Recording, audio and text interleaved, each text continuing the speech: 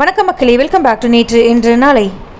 இன்றைக்கி வீடியோவில் நம்ம பூண்டு போடாமல் மைல்டான மசாலாவோட ஒரு காலிஃப்ளவர் குருமா எப்படி பண்ணுறதுங்கிறத பார்க்க போகிறோம். அதுக்கு முன்னாடி நம்ம சேனலுக்கு ஃபர்ஸ்ட் டைமாக வரீங்கன்னா மறக்காமல் சப்ஸ்கிரைப் பண்ணுங்கள். காலிஃப்ளவர் இப்போ சீசனில் இருக்குது, ஸோ கண்டிப்பாக இந்த ரெசிபி உங்கள் வீட்டில் ட்ரை பண்ணி பாருங்கள்.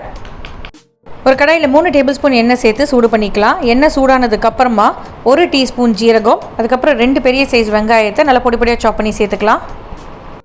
வெங்காயம் நல்லா வதங்கி குக் ஆகட்டும், அது வரைக்கும் சாட்டே பண்ணிகிட்டே இருக்கலாம். வெங்காயம் நல்லா வெந்து கலர் மாறினதுக்கப்புறமா 4 பெரிய சைஸ் தக்காளியை தின்னாக ஸ்லைஸ் பண்ணிவிட்டு சேர்த்துக்கோங்க. தக்காளி நல்லா சாஃப்டாகி குழையிற வரைக்கும் நம்ம குக் பண்ணிக்க போகிறோம். தக்காளி கொஞ்சம் சீக்கிரம் வேகிறதுக்கு உப்பு சேர்த்துக்கலாம். தக்காளி நல்லா வெந்ததுக்கப்புறம் நம்ம ட்ரை மசாலா பொடிகள்லாம் சேர்த்துக்க போகிறோம்.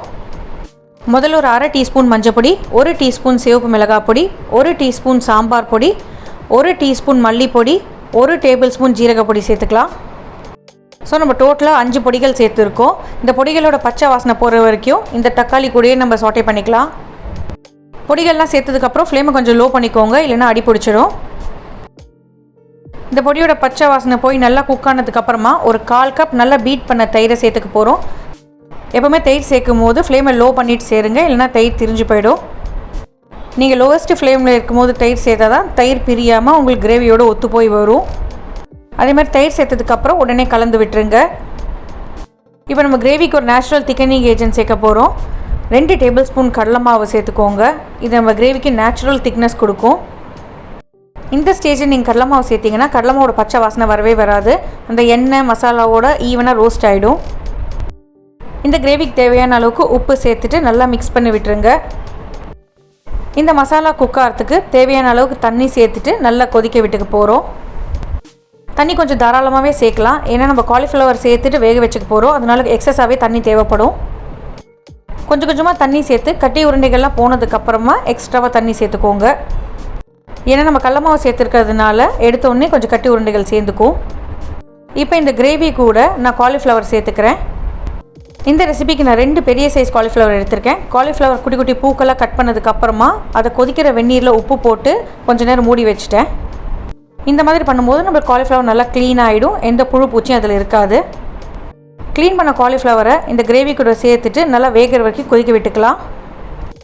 காலிஃப்ளவர் இந்த கிரேவியோடு சேர்த்துட்டு நல்லா சாஃப்ட் ஆகிற வரைக்கும் வேகட்டும். சாஃப்ட் ஆனதுக்கப்புறமா ஒரு பெரிய சைஸ் உருளைக்கிழங்கை வேக வச்சு மஸ்டிட்டு சேர்த்துக்க போகிறோம். உருளைக்கிழங்கு ஆப்ஷனல் தான், நான் சேர்க்கும் போது கிரேவி நல்லா டேஸ்டியாக இருக்கும். ப்ளஸ் உங்களுக்கு கன்சிஸ்டன்சிக்கும் ஒரு நல்ல திக்னஸ் கொடுக்கும். இந்த கிரேவியை உங்களுக்கு மசாலா இல்லாமல் வேணும்னா நீங்கள் இந்த ஸ்டேஜில் கூட சாப்பிடலாம். காலிஃப்ளவர் டொமேட்டோ கிரேவி மாதிரி இருக்கும். ஆனால் நம்ம குருமா பண்ண போகிறோம், அதுக்கு ஒரு சில ஐட்டம்ஸை அரைச்சிக்கலாம். ஒரு மிக்சர் ஜாரில் 1 டேபிள் ஸ்பூன் முந்திரி பருப்பு சேர்த்துக்கோங்க. இது கூடவே 1 டீஸ்பூன் சோம்பு, 1 டீஸ்பூன் உடச்சக்கடலை, அதுக்கப்புறம் 1 டீஸ்பூன் கரம் மசாலா சேர்த்துக்கலாம்.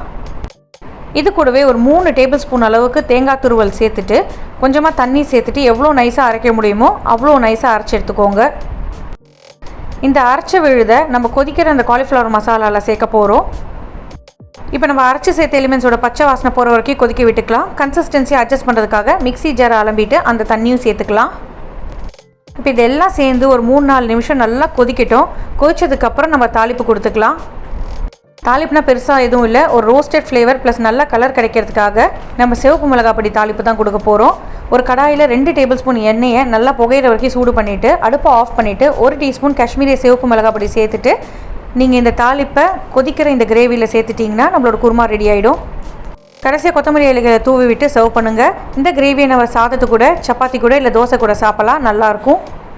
இந்த ரெசிபியை கண்டிப்பாக உங்கள் வீட்டில் ட்ரை பண்ணி பார்த்துட்டு எப்படி இருக்குன்னு சொல்லுங்கள். நம்ம சேனலுக்கு ஃபர்ஸ்ட் டைமாக வரீங்கன்னா லைக் பண்ணுங்கள், ஷேர் பண்ணுங்கள், மறக்காமல் சப்ஸ்கிரைப் பண்ணுங்கள். தேங்க்ஸ் ஃபார் வாட்சிங்.